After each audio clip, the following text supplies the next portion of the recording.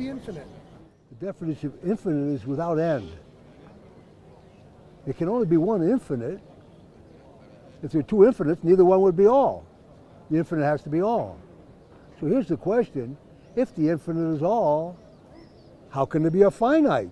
The finite is not all. The finite is a limited object.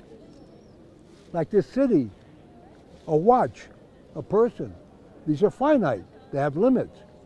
So how can it be that the infinite is all, that we still have a finite?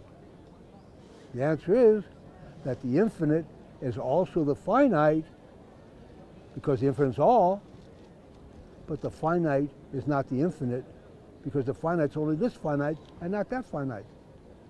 God is one, only and all, but he hides to give us free will. Choose right.